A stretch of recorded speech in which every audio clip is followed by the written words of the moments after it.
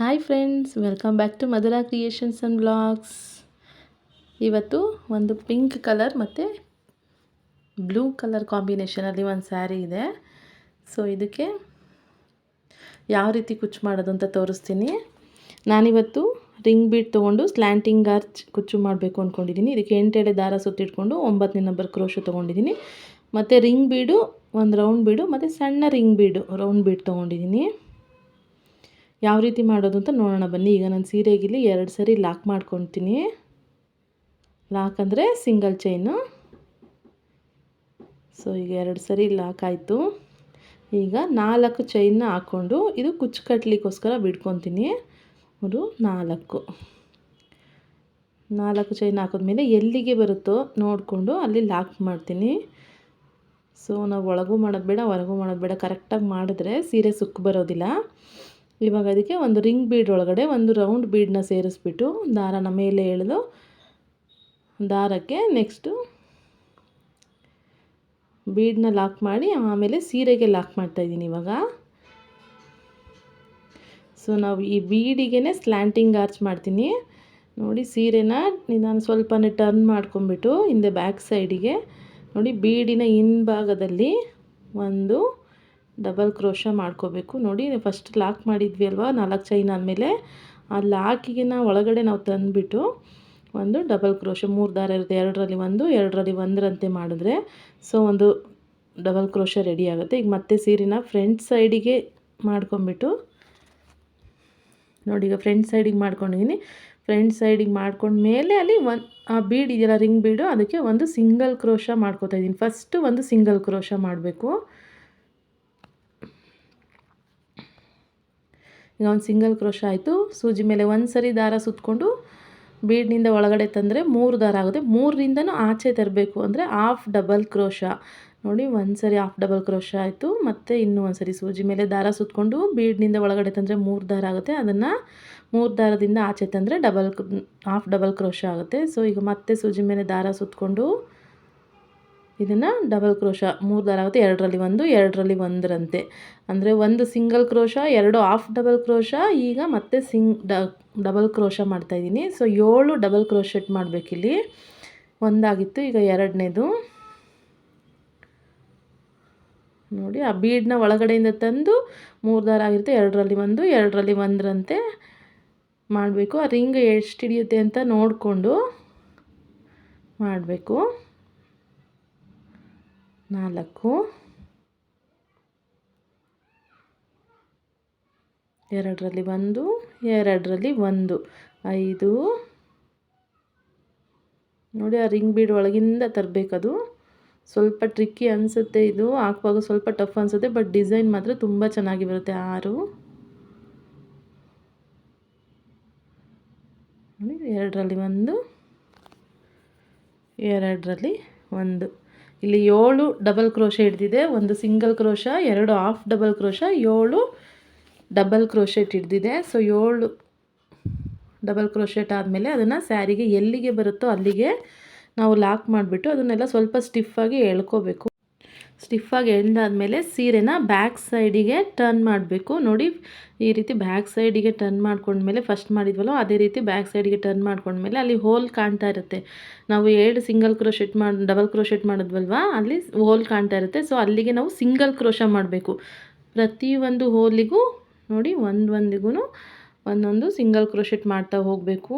3 4 5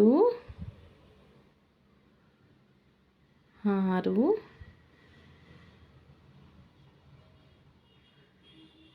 7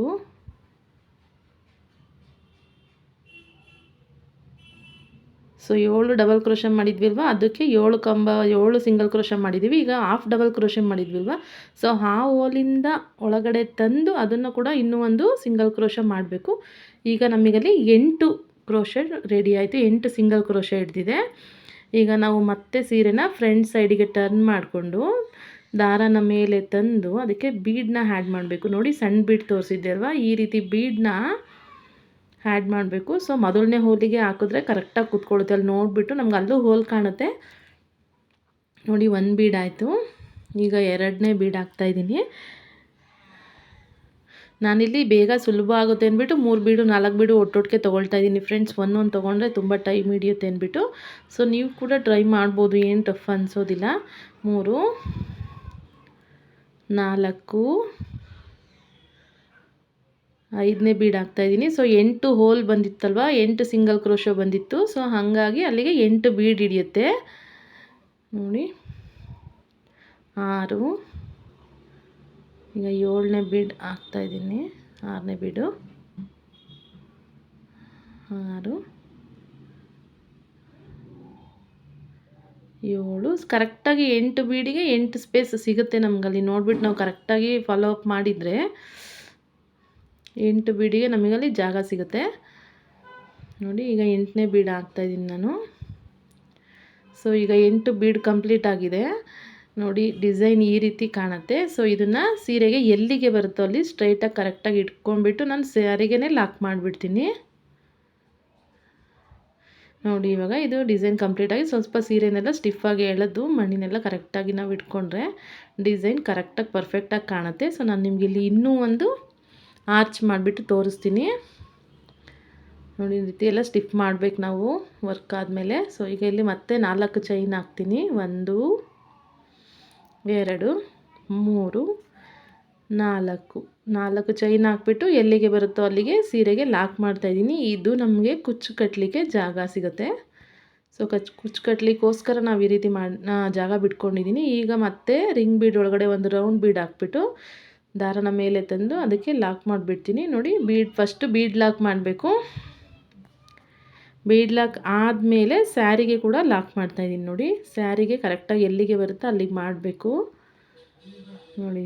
sari lock ಆದಮೇಲೆ ನಾವು ಸೀರೆನ ಬ್ಯಾಕ್ ಸೈಡಿಗೆ ಟರ್ನ್ ಮಾಡ್ಕೋಬೇಕಾಗತ್ತೆ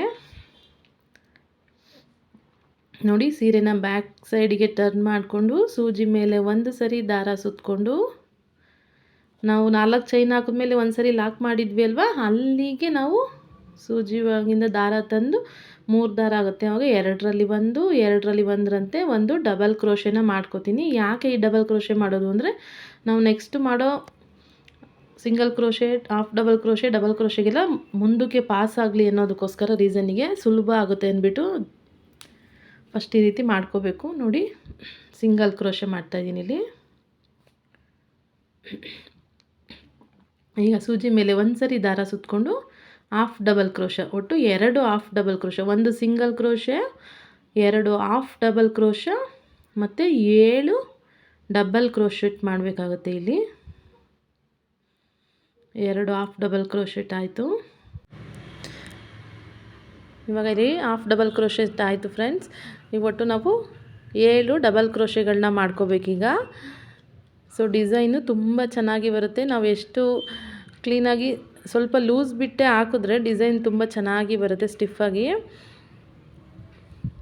ಸ್ವಲ್ಪ ಮಾಡುವಾಗ ಅಯ್ಯೋ ಬೀಡ್ ಒಳಗೆ ಹಾಕ್ಬೇಕಪ್ಪ ಕಷ್ಟ ಅನ್ನಿಸ್ಬೋದು, ಬಟ್ ಆದ್ರೂ ಡಿಸೈನು ತುಂಬ ಚೆನ್ನಾಗಿರುತ್ತೆ. ಸೊ ನೋಡಿ ಒಂದು ಸರಿ ಟ್ರೈ ಮಾಡಿ. 2 ಸೊ 2 ಡಬಲ್ ಕ್ರೋಶೆಟ್ ಆಗಿದೆ.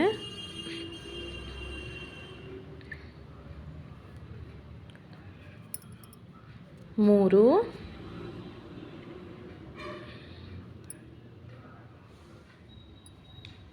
4 5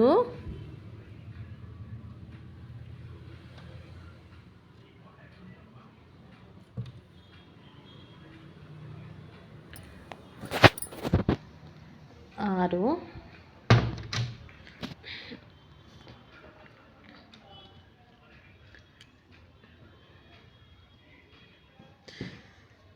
ಸೂಜಿ ಮೇಲೆ ದಾರ ಸುತ್ತಕೊಂಡು ರಿಂಗ್ ಬೀಡ್ ಒಳಗಡೆಯಿಂದ ತಂದು 2ರಲ್ಲಿ 1 ಮತ್ತು 2 ದಾರ ಉಳಿಯುತ್ತೆ, 2ರಲ್ಲಿ 1. ಸೊ ಇಲ್ಲಿ 7 ಡಬಲ್ ಕ್ರೋಶೆಟ್ ಆಗಿದೆ. ಸೊ ಇದನ್ನೆಲ್ಲ ನಾವು ಕರೆಕ್ಟಾಗಿ ಸ್ವಲ್ಪ ಎಳೆದ್ಬಿಟ್ಟು ನೀಟಾಗಿ ಕೂರಿಸ್ಕೋಬೇಕಾಗತ್ತೆ ನೋಡಿ. ಸೀರೆಗೆ ಎಲ್ಲಿಗೆ ಬರುತ್ತೋ ಅಲ್ಲಿಗೆ ಲಾಕ್ ಮಾಡಿದ್ರೆ ಈಗ ಡಿಸೈನು ಸ್ವಲ್ಪ ಹಾಫ್ ಕಂಪ್ಲೀಟ್ ಆಗಿದೆ. ಈಗ ಸ್ಯಾರಿನ ನಾವು ನೋಡಿ ಈ ರೀತಿ ಎಲ್ಲ ಸ್ಟಿಫಾಗಿ ಕೂರಿಸ್ಕೊಂಬಿಟ್ಟು ಸ್ಯಾರಿನ ನಾವು ಟರ್ನ್ ಮಾಡ್ಕೋಬೇಕು ಹಿಂದೆಯಿಂದ. ಬೀಡ್ ಹಾಕಿದ್ವಿ ಅಲ್ವಾ, ಸೊ ರಿಂಗ್ ಬೀಡು, ಆ ಬೀಡ್ ಹಿಂಭಾಗಕ್ಕೆ ಸೀರೆನ ಹಿಂಭಾಗಕ್ಕೆ ಟರ್ನ್ ಮಾಡಿಕೊಂಡ್ರೆ ನೋಡಿ ಹೋಲ್ ಇದೆ ಕಾಣಿಸ್ತಾ ಇದೆಯಲ್ಲ, ಒಂದೊಂದು ಕ್ರೋಶೆಟ್ ಮೇಲೂ ಒಂದೊಂದು ಹೋಲ್ ರೀತಿ ಸಿಂಗಲ್ ಚೈನ್ ಹಾಕ್ಕೋಬೇಕು, ಹೋಲ್ ಕಾಣುತ್ತೆ ಅಲ್ಲಿ. ಸೊ ಒಟ್ಟು 8 ನಮಗೆ ಅಲ್ಲಿ ಸಿಂಗಲ್ ಕ್ರೋಶ ಸಿಗುತ್ತೆ.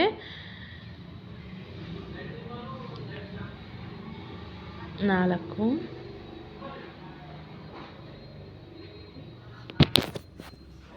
5,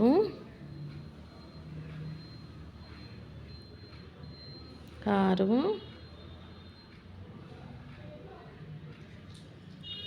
7 ನೋಡಿ. ಈಗ 2 ಹಾಫ್ ಡಬಲ್ ಕ್ರೋಶೆ ಮಾಡಿದ್ವಿ ಅಲ್ವಾ, ಅದ್ರ ಮಧ್ಯದಿಂದ ತಂದು 8, ಈಗ 8 ಸಿಂಗಲ್ ಕ್ರೋಶೆಟ್ ಆಯಿತು. ಮತ್ತು ಸೀರೆನ ಫ್ರಂಟ್ ಸೈಡಿಗೆ ನಾವು ಟರ್ನ್ ಮಾಡ್ಕೊಂಬಿಟ್ಟು ಅಲ್ಲಿಗೆ ಬೀಡನ್ನ ಆ್ಯಡ್ ಮಾಡ್ತಾಯಿದ್ದೀನಿ ನಾನೀಗ. ನೋಡಿ ದಾರನ ಮೇಲೆ ಎಳೆದು ಸೊ ಒಂದೊಂದೇ ಸಣ್ಣ ಬೀಡ್ಗಳನ್ನ ಸೇರಿಸ್ಕೊತಾ ಇದ್ದೀನಿ. ಸೊ ಇಲ್ಲಿ ನಾವು ಟೈಟ್ ಮಾಡಬಾರ್ದು, ಸ್ವಲ್ಪ ಫ್ರೀಯಾಗಿ ಬಿಟ್ಟೇ ನಾವು ಕ್ರೋಶನ ಹಾಕಬೇಕು. ನಾನಿಲ್ಲಿ ನಿಮಗೆ ಸ್ವಲ್ಪ ಸ್ಲೋ ಆಗಿ ತೋರಿಸ್ತಾ ಇದ್ದೀನಿ, ಯಾಕೆ ಅಂದರೆ ವಿಡಿಯೋ ಕ್ಲಿಯರಾಗಿ ಕಾಣಲಿ ಅಂದ್ಬಿಟ್ಟು ಸ್ಲೋ ಆಗಿ ಹಾಕಿದ್ದೀನಿ ನಾನು. 2,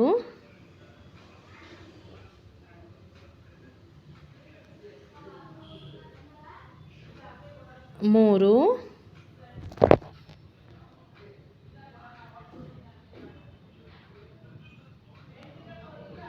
4, ಈಗ 4 ಬೀಡ್ ಆಗಿದೆ ಫ್ರೆಂಡ್ಸ್.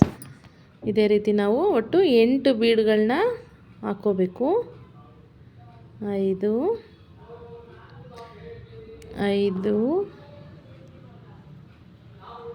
ಬೀಡೆಲ್ಲ ನಾವು ಕಂಪ್ಲೀಟ್ ಮಾಡಿಕೊಂಡು ನೋಡಿ 6,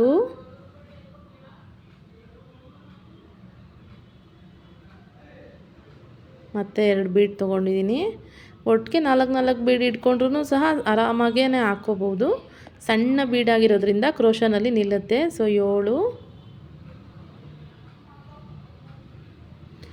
7ನೇ ಬೀಡು ಹಾಕ್ಬಿಟ್ಟು ಲಾಕ್ ಮಾಡಿದ್ದೀನಿ. ಸೊ ಈಗ ಮತ್ತೆ 8ನೇ ಬೀಡು.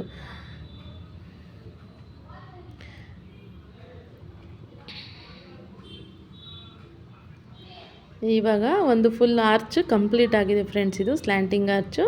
ಸೊ ನೀಟಾಗಿ ಸ್ಟಿಫಾಗಿ ಎಲ್ಲ ಎಳೆದ್ಬಿಟ್ಟು ಅದನ್ನು ಸೀರೆಗೆ ಎಲ್ಲಿಗೆ ಬರುತ್ತೋ ಅಲ್ಲಿಗೆ ಲಾಕ್ ಮಾಡ್ತಾಯಿದ್ದೀನಿ ನಾನು.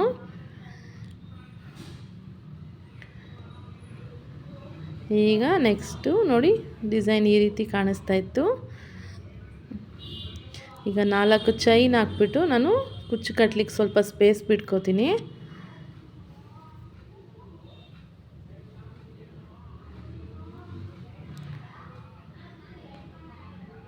ಒಟ್ಟು ಇಲ್ಲಿ ನಾನೀಗ 3 ಆರ್ಚ್ಗಳನ್ನ ಹಾಕ್ಬಿಟ್ಟು ನಿಮಗೆ ತೋರಿಸ್ತಾ ಇದ್ದೀನಿ. ಈಗ ಪೂರ್ತಿ ಸ್ಯಾರಿ ಹಾಕ್ಬಿಟ್ಟು ನಿಮಗೆ ಯಾವ ರೀತಿ ಕಾಣುತ್ತೆ ಅಂತ ನಾನು ತೋರಿಸ್ತೀನಿ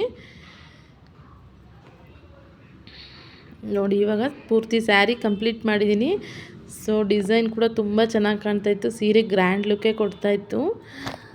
ಇದನ್ನೇನಾದ್ರು ಸ್ವಲ್ಪ ಕಾಸ್ಟ್ಲಿ ಸ್ಯಾರಿಗೆ ಹಾಕ್ಬಿಟ್ರೆ ತುಂಬ ಹೆವಿಯಾಗಿ ಗ್ರ್ಯಾಂಡ್ ಲುಕ್ ಬರುತ್ತೆ ನೋಡಿ. ಇಲ್ಲಿ ಎಕ್ಸ್ಟ್ರಾ ಸ್ವಲ್ಪ ಸ್ಪೇಸ್ ಉಳಿದ್ರಿಂದ ಅಲ್ಲೊಂದು 2 ಚೈನ್ ಹಾಕ್ಬಿಟ್ಟು ಲಾಕ್ ಮಾಡಿ ಮತ್ತೆ 1-2 ಚೈನ್ ಹಾಕಿ ಕಟ್ ಮಾಡಿದ್ದೀನಿ ಥ್ರೆಡ್ನ. ಅದನ್ನೆಲ್ಲ ನಾನು ಕ್ಲೀನಾಗಿ ಗಮ್ ಹಾಕ್ಬಿಟ್ಟು ಪೇಸ್ಟ್ ಮಾಡ್ತೀನಿ ನೋಡಿ. ಇಲ್ಲಿ ಜಾಗ ಬಿಟ್ಟಿದ್ದೀನಲ್ವ, ಅಲ್ಲಿ ಕುಚ್ಚು ಬರಲಿಕ್ಕೆ 4 ಚೈನ್ ಹಾಕಿದ್ನಲ್ವ ಅದು. ಸೊ ಇವಾಗ ಕುಚ್ಚು ಕಟ್ಟಿ ನಿಮಗೆ ತೋರಿಸ್ತಾ ಇದ್ದೀನಿ ನೋಡಿ. ಕುಚ್ಚು ಕಟ್ಟಿದ್ಮೇಲೆ ಫೈನಲ್ ಲುಕ್ ಈ ರೀತಿ ಇತ್ತು ನೋಡಿ. ಪಿಂಕ್ ಕಲರಲ್ಲೇ ನಾನು ಕುಚ್ಚು ಕಟ್ಟಿದ್ದೆ, ಬ್ಲೂ ಕಲರ್ ಸ್ಯಾರಿ ಆಗಿರೋದ್ರಿಂದ ಪಿಂಕ್ ಕಲರಲ್ಲಿ ಕುಚ್ಚು ಕಟ್ಕೊಂಡಿದ್ದೀನಿ. ಸೊ ಫೈನಲಿ ಸೀರೆ ಚೆನ್ನಾಗಿ ಕಾಣ್ತಾ ಇತ್ತು. ನೀವು ಕೂಡ ಈ ಡಿಸೈನ್ನ ಟ್ರೈ ಮಾಡ್ಬೋದು, ತುಂಬ ಚೆನ್ನಾಗಿತ್ತು ಫ್ರೆಂಡ್ಸ್ ನೋಡಿ. ಆ ಮಧ್ಯದಲ್ಲಿ ಬೇಕಿದ್ದರೆ ನಾವು ಅಲ್ಲಿಗೆ ನಾವು ಒಂದು ಸ್ಟೋನ್ನ ಹಾಕಬಹುದು ನೋಡಿ. ಕಾಣ್ತಾ ಇದೆ ಅಲ್ವಾ, ಇಲ್ಲಿಗೆ ನಾವು ಸ್ಟೋನ್ನ ಅಂಟಿಸ್ಬೋದು, ಅದು ಕೂಡ ಗ್ರ್ಯಾಂಡ್ ಲುಕ್ ಕೊಡುತ್ತೆ. ನಾನು ಈ ಸೀರೆಗೆ ಇಷ್ಟೇ ಬಿಟ್ಟಿದ್ದೀನಿ. So thank you for watching.